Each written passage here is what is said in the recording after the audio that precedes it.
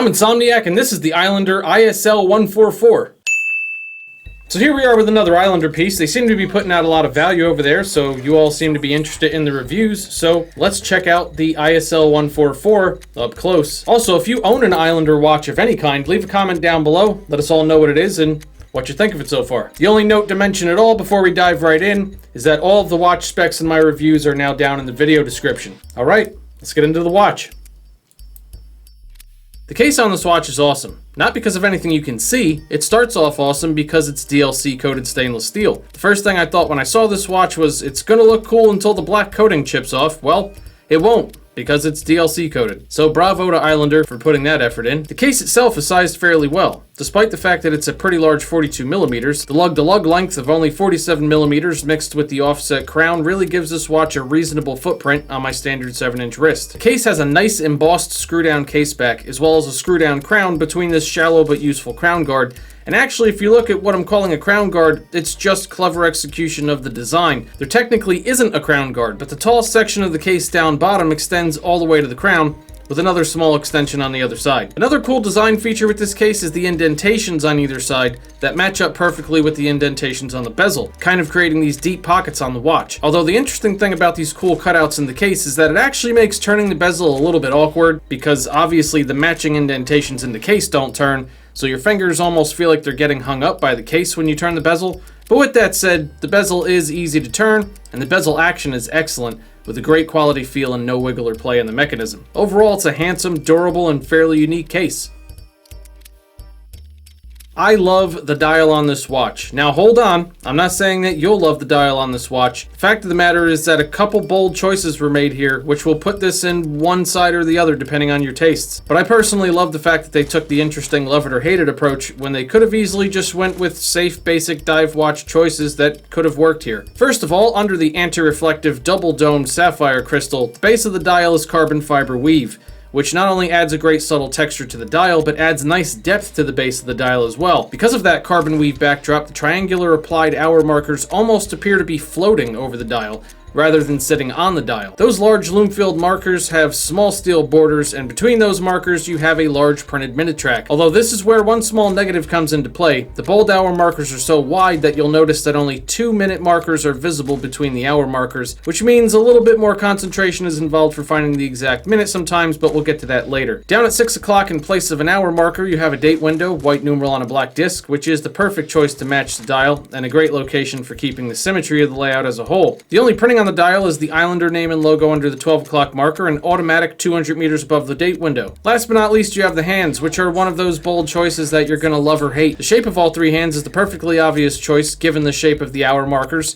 and the hands are all perfect lengths for the dial. And I appreciate the fact that the hour hand is a significantly different shape than the minute hand, which makes differentiating the hands nice and easy in dark situations. But the hands are red.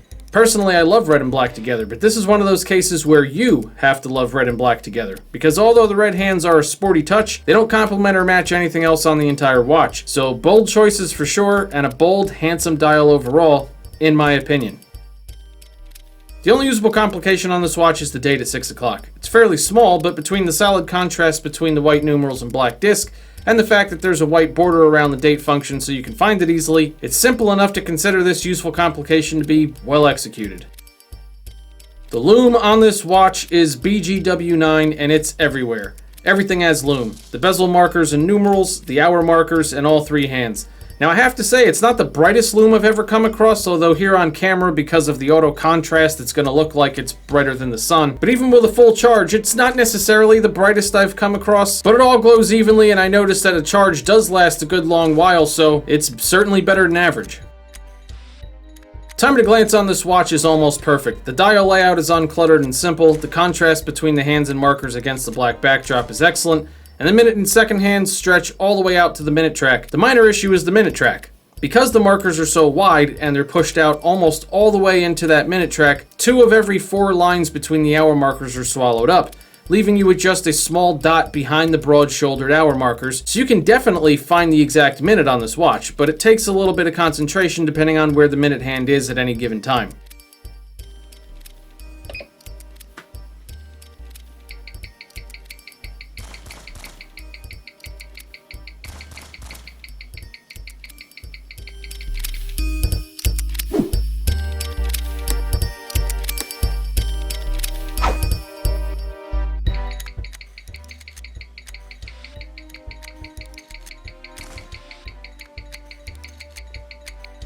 The bracelet on this watch is very good. Not 100% flawless, but I'll get to my one small gripe with this bracelet in a minute. First thing to note here is that the bracelet is also DLC coated, which is excellent. The double locking clasp works really well and feels stable throughout the day.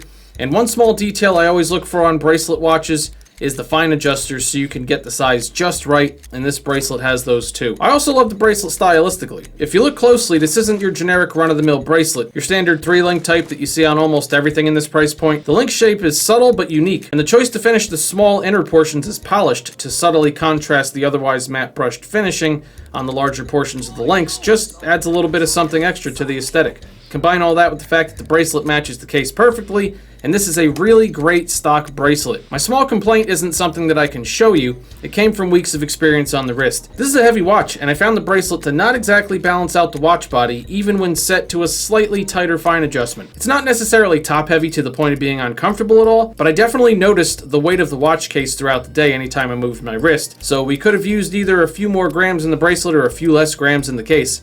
Again though, overall, great bracelet.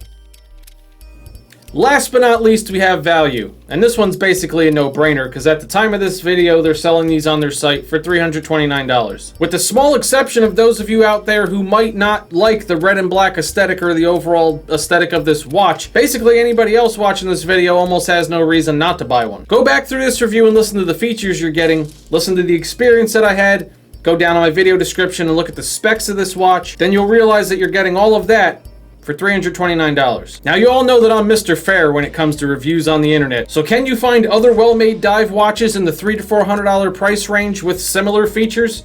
Yes, you can. But, again, depending on whether or not you like this aesthetic, I'm confident that you'd be hard-pressed to find another watch built this well that has all of these features for that price. It's one of the better values that's come in here lately, so yeah, it's a great value. If you missed my last Islander watch review, click here.